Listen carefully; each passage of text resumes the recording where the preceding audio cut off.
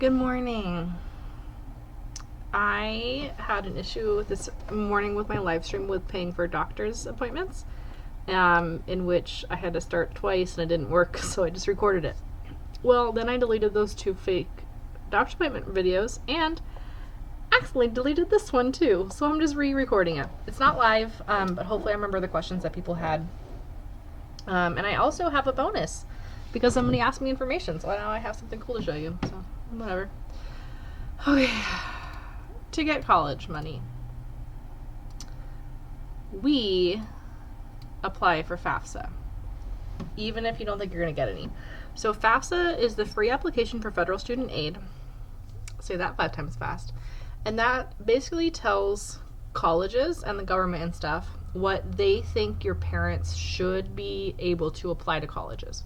We know that's not always the case. We know parents can't always pay for college. We know they didn't plan ahead for having children to pay for colleges. We know it's not the case. But you need it to be able to get the other things. So even if your parents are super crazy rich and aren't going to help you, still fill out a FAFSA. There's a whole online, like, what if my parents this? What if my parents that? Apply for FAFSA. Do it. Once you do that, here's the order that you want to accept these things. All of them, none of them, whatever, but here's the order that they are in good to bad. So, scholarships and grants. You want to accept this first because they are the money you don't have to pay back. They're just here. You're a pretty cool kid. We want to see you be successful. Here's some money. That's it. I think that's pretty neat. Now, a scholarship, what's the difference?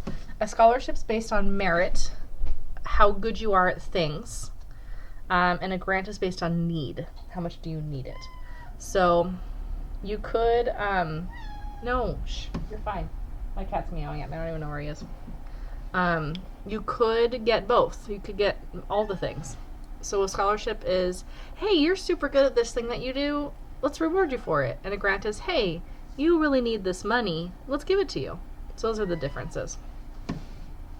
My cat wants to go outside. He's fine. I might have to get up and fix it, though.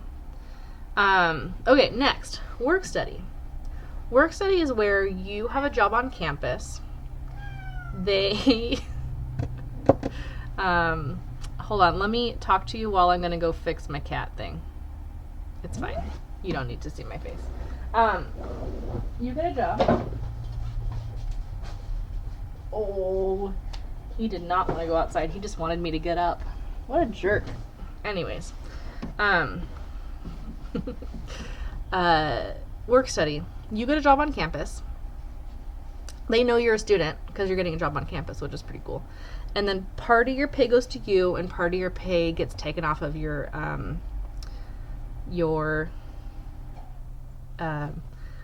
scholarships or your what you need to pay for college.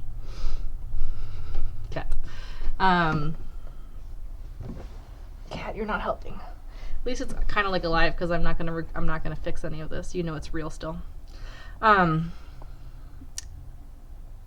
Work study is pretty cool too because you're a student, you really want to work somewhere between 5 and 15 hours a week. They did this study. If you work less than 5 hours a week or more than 15 hours a week, you're less productive. And this is totally understandable because my first year in college, I didn't work at all. And I would be like, oh, I have an hour, but I'll just do my homework after classes. Oh, I have like 2 hours before dinner, but I'll just do my homework after dinner. Oh, I have like 3 hours between dinner and late night cooking time. I'll just watch this next Netflix video for a while, and then I'll go to cookies, and then I'll do my homework. Oh, it's not really due till 2 days from now anyways. I'll just do it tomorrow. And I got nothing done. And then when I got a job, my first month on the job, I worked like 60 hours a week, which was crazy for a student. And I was able to get nothing done because I had to work the whole time. So there's a nice happy middle there where you use up some of that time where you're like, well, I'll just do this. No, you're working during that time, so you have to actually have your your time well managed to actually do your homework. So they know your students, so they'll keep it between that time for the most part. Now, work study is like working for the dining halls, working for different on-campus assistance programs. It's pretty cool. Next, you can have federal student loans. Now, subsidized versus unsubsidized. Subsidized federal student loans, both of these you have to pay back, so that's why they're different than scholarships and grants. But a subsidized federal student loan is like, hey, you're a student. We'll just figure this out when you're done. So what they do is, for all of the time that you're a full-time student, and for 6 months after, no interest is accrued. You don't have to pay anything. Okay. Unsubsidized is similar, but the interest is accrued. So what that means is that once you accept the money, you start needing to pay interest on it, even if you don't need to pay it. So you end up paying a lot more for an unsubsidized federal student loan than you do for a subsidized federal student loan. So you really don't want to accept those, but if you have to, do it. Also, some student loans, some things that you do with your life, you can get some student loans paid off. So for instance, if I had student loans, which I don't, because I'm a teacher in a district with more than 50% free and reduced price lunches, then I could get it paid off. Pretty cool. You know.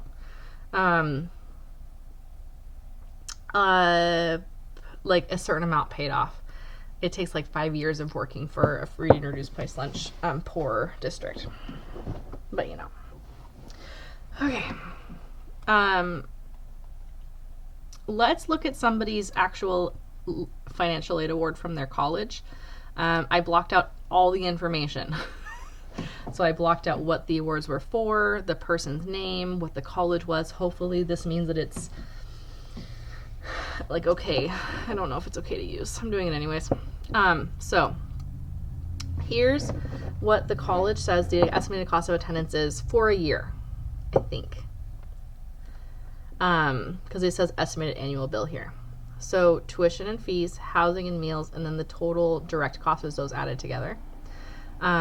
Now, that's the direct cost. That's living on campus, eating on campus, and learning on campus. Those are those things. There's also indirect costs, such as books, supplies, driving, living, all those things. They estimated that as well to be about $3,000. So this is really about $70,000. Let's talk really quick about textbooks, and then I'll come back to this. Okay. We can knock down that textbook part quite a little bit, because here's one textbook from a 100 level math class. It's Math 107 at Western, which is used. The price is $137.25. That's more than my shoes. Not all of them. Takes are bomb.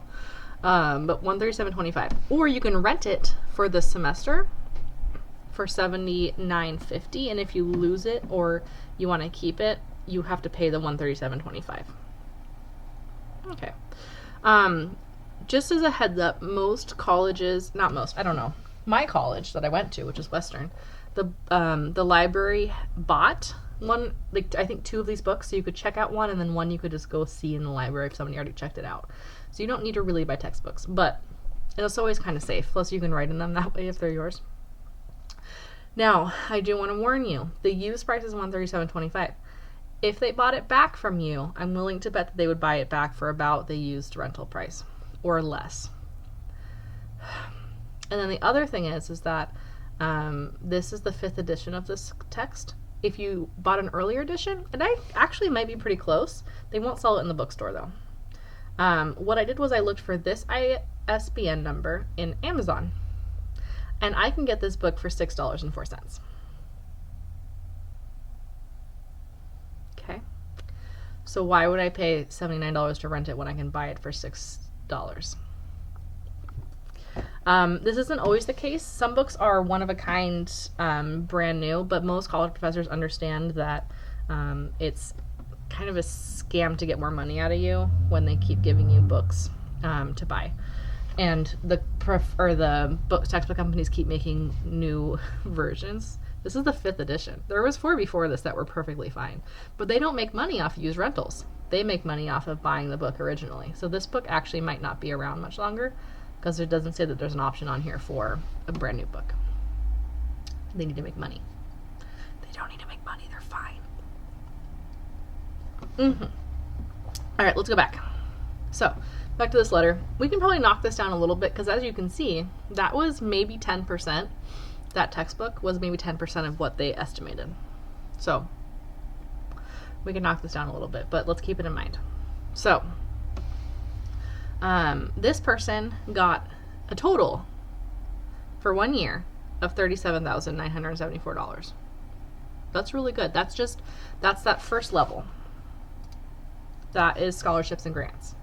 That's gift money. That's money that they can just have as long as they go to college full time. That's just about half of their total cost. It's a little bit over, but we can work about that later. Okay. Now this person also can get, if they want to, subsidized and unsubsidized federal student loans. The subsidized one, which is better than the other one, is $3,500, and then the other one is $2,000, which is the bad one. That's the one that accrues interest. Now, interest on $2,000, it depends on what the interest really is, and they should look at this further. But that's an option for the student. They can get that. There's also a parent something, a scholarship where the parents can get money to help you. I don't know enough about that to talk about it, so I'm just I cut it off at the bottom. But what that means is that after the direct cost, which is the reddish one, the gift aid, frickin' do it, a green one, and maybe taking out some of the loans of the orange one, you're only responsible for $23,000. Maybe a little bit more because of the transportation and stuff. But that's pretty good. Now some of these you can only use for tuition or housing or meals. You can only use for the direct costs. Other ones, especially scholarships and grants, are like, we trust you. You're a good kid. Just do it. They'll let you use that money for gas money to get to college, living off campus, buying textbooks, all fair game. They trust you. So that's pretty cool. So it really does, you have to look at what the loans can be spent on and what they need from you, because some of them won't let you do it if you're a part-time student. Some of them will only let you do it if it's a part-time student. So you have to be really careful and see what's on there. Now, what is a full-time and part-time student? I really need a new camera. A full-time student is a student who's going to school and getting 15 credits every quarter. Quarter is about 3 months, and then you get a little break in between the quarters. So then summer quarter counts, which is why it's 4, but we only go to school for 3 usually. We go fall, winter, spring quarter, and then take summer off. Was that right? That was right. Okay. So 15 credits, because 180 is gone, and that is doing it for 4 years, 3 times. If you are over 18, you're going way too hard. Calm down. Do less school. If you're going over or under, I don't remember if it's 11 or 12. I can't remember the actual line because I wasn't there. But if you're going to school under 11 or 12 credits a semester, you're part-time. And you might not qualify for some things, and some of your federal student aid might not be there. But also, you might have to pay less for college. So it really does depend. So that's how we pay for college. FAFSA, exceptions on these ones, and then figure out the rest. Now, this is a high quality school. They might not have this much money to spend on it still. This was more than my year at Western. But also I graduated in 2012, so it was 8 years ago that I graduated, so maybe the cost of attendance at Western's gone up. I don't know. I have no idea. But maybe they can go to Western instead. Equally good education. Maybe a little less money. So that's why some parents are like, oh, you cannot go to Yale, honey. They can't afford it. They can't afford this $23,000 a year. Can't do it. And I don't blame them. Now that is a year. Because it says annual. Annual is every year. So that times 4. If these still exist for the 4 years. Otherwise you're stuck paying the full $7,000 or $70,000. Which is kind of rough. It really is. I think that Western, it was $5,000 a quarter tuition, $1,500, and then all the other stuff piled on top of it. All that kind of stuff. So just be careful. Don't get yourself in over your head. People all the time. I have 30-year-old, 40-year-old friends that are still paying off their loans because it really is a lot of money that they have to pay off over time. So the goal is that you have a job that helps you pay for the college you had to take to get the job, but that's not always the case because sometimes the work you had to put into it is more expensive than the money you get. So just be super careful. Don't trust everything you see. Let me just scroll through here. Textbooks, info, here's my face, here's that letter. I think I'm good.